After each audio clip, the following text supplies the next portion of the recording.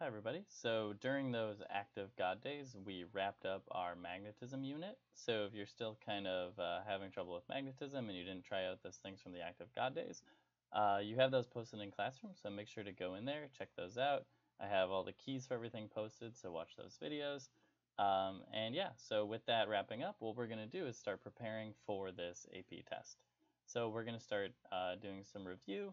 And to start our review, we're just going to start at the very beginning. We're going to start with our fluids in that review. And yeah, we're going to start with fluids, but one thing that we want to start with is kind of universal to AP Physics. We want to start thinking about experimental methods and one thing that's really important when we're conducting experiments. So one aspect that's really important. So what we're going to do today is, so I've been using it a bunch, so I've been kind of thinking about it, been kind of having some questions about it. I want to have you guys design a lab that will produce a linear graph to determine the density of hand sanitizer. See, it's kind of like glumpy, kind of gloopy, and I want to know what its density is. So yeah, it's been on my mind. Hopefully it's been on your guys' mind and hands.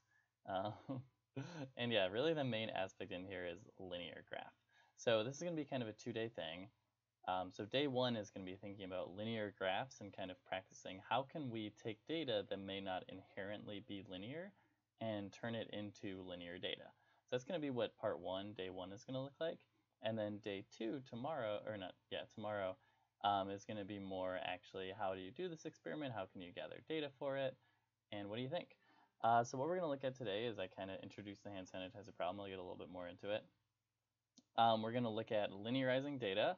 I have some practice examples, so I have a video of or I will make a video of me kind of going through the first question out of 3. So kind of walking you through how do we do this, how do we linearize data, and then I have one that I want you to try, and then I have the key kind of posted, a little bit more guided, so you can check your work with that. And then the third one I want you to try on your own. I'll still post the key with it, but I just want you to try it out a little bit more on your own, a little bit more independent. This is hard. It's hard to wrap your mind around. The ideas are kind of straightforward, but the actual implementation is pretty difficult. So you're going to try that out on a Google Sheet. And then just to kind of wrap up the day, I want you just brainstorming on a Google form like, hey, how do you think we can do this experiment? So getting into this experiment, this little like mini lab, I don't have a lot of things in my apartment to collect data with. I didn't take a lot of stuff home with me from school because I didn't know we were going to be gone for that long. So I didn't really take that much with me, but we can actually, I've kind of thought about some ways. We can come up with a way to measure the density of a liquid with some household objects. So I have some coins for sure. I have like some coins just lying around. Got a nickel, got a dime. I have a quarter somewhere. Living large. Here's another nickel. But I have some known masses, some objects with known mass and known volume, and I also know that these will sink when I put them in the hand sanitizer. So I have these objects that I know will sink.